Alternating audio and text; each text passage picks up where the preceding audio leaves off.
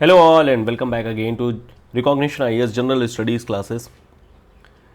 Recently आप लोगों ने देखा होगा कि इंडिया ने अपना चंद्रयान 3 मिशन लॉन्च कर दिया है।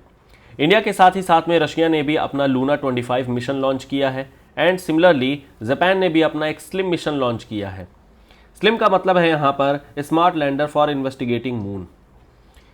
ये पहली बार ऐसा होने वाला है जहाँ पर तीनों के तीनों मिशन एक साथ मून पर पहुँच रहे होंगे और मून को एक्सप्लोर कर रहे होंगे। इस सेशन में हम लोग यही बात करने वाले हैं कि आखिर में जो ये मून मिशन है, चंद्रयान मिशन है, ग्लोबली किस तरीके से और किस फेजेस में डेवलपमेंट हुआ है। हमें देखने को मिलेगा 1950 से ही मून पर रॉकेट, मून पर बेसिकली लैंडर्स वगैरह भेजे जाने शुरू कर दिए गए थे, लेकिन वहाँ पर कुछ खास डेवलपमेंट नहीं थी। लेकिन 1980s के बाद से एक मेजर डेवलपमेंट हमें देखने को मिल जाती है। तो यही चीज़ हम लोग इस सेशन में बात करने वाले हैं कि कौन कौन सी कंट्रीज़ ने किस तरीके से और कब ये डेवलपमेंट में अपना पार्टिसिपेशन किया है।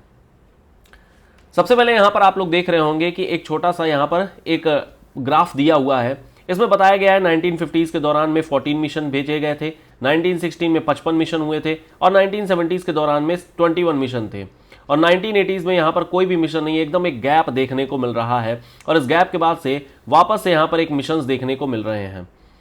इन दोनों ही पीरियड को आप दो तरीके से डिवाइड कर सकते हैं। इसको मैंने डिवाइड किया है एक फेज नंबर 1 को कह करके और दूसरा मैं यहां पर कह रहा हूं फेज नंबर 2 कह करके। फेज नंबर 1 को आप लोग देख सकते हैं, ये 1950s से लेकर के 1980s के बीच में आप इसे बोल सकते हैं। एंड सिमिलरली फेज 2 को आप बोल सकते हैं 1980s से लेकर के आज का till today. This is till today. दोनों में बहुत ही बेसिक डिफरेंसेस हमें देखने को मिलते हैं। फेज 1 में अगर बात किया जाए तो यहां पर जो लीडिंग कंट्रीज थी वो यूएस और रशिया ही मेनली थी, यूएस एंड बेसिकली यूएसएसआर।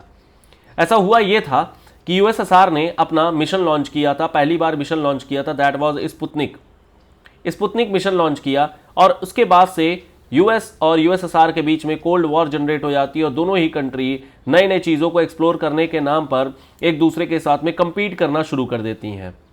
तो यहां पर जो मेन पॉलिटिकल ब्लॉकिंग थी वो थी बाइपोलैरिटी ऑफ द वर्ल्ड और यही दोनों कंट्री फिर आगे बढ़ रही थी।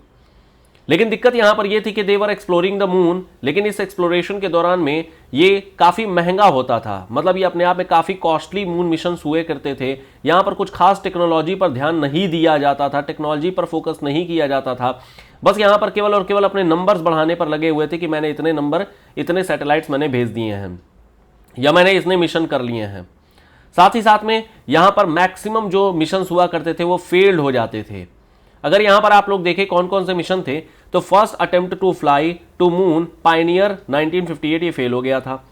फिर first mission to moon data Luna 1 1959 ये रशिया का है। First spacecraft to reach lunar surface Luna 2 1959 ये भी क्रैश लैंड हुआ था आपके मून पे, जो हमारा चंद्रयान 2 के साथ में हुआ है। First spacecraft to take picture Luna 3 1959 ये जितने भी लूना नाम से है ये सारे रशिया के हैं। फिर 1965 में लूना 5 होता है, 1966 में लूना 10 हो जाती है। सॉफ्ट लैंडिंग हमें 1966 में लूना 9 के द्वारा देखने को मिल जाती है। नासा के द्वारा जो मिशन भेजा गया था 1968 में अपोलो 8 के नाम से भेजा गया था और फिर उसके बाद से 1969 में अपोलो 11 के नाम से भेजा गया था। तो यहां पर हमें देखने को मिल रहा है कहीं ना कहीं यहां पर जितनी भी मिशंस भेजे गए थे दे वर इंट्रिंसिकली अनसस्टेनेबल, बहुत ही ज्यादा एक्सपेंसिव, मैसिव एनर्जी इंटेंस होता था और काफी ज्यादा रिस्की होते थे। जो फेलियर रेट थी वो बहुत ज्यादा थी, लगभग 50% से भी ज्यादा यहां पर फेलियर रेट हमें देखने को मिल जाती थी। और यहां पर जो पार्टिसिपेशन ऑफ द कंट्री था वो भी मैक्सिमम टू मैक्सिमम हमें दो ही कंट्रीज का पार्टिसिपेशन हमें देखने को मिल जाता था। लेकिन ये सारा कुछ चेंज होता है फेज 2 में। इन दोनों ही कंट्रीज के यूएसएसआर के डिसइंटीग्रेशन के बाद में यहां पर मून मिशन पर एक यहां पर स्टॉप लग जाता है और इनफैक्ट ये स्टॉप का सीन ये था कि 1980s के दौरान में कोई भी मिशन नहीं भेजे गए थे, जीरो मिशन। यहां पर आप देख सकते हैं जीरो मिशन भेजे गए। लेकिन फिर उसके बाद से धीरे धीरे जापान ने वापस से अपना फेज 2 शुरू किया और जापान वापस से एकदम नए तरीके से, अफ्रेश तरीके से यहां पर अपना मून मिशन स्टार्ट करता है और फिर नए एक्सप्लोरेशन के लिए एक नए जील और एक नए टेक्निक के साथ में यहां पर मून को एक्सप्लोर किया जाना शुरू होता है।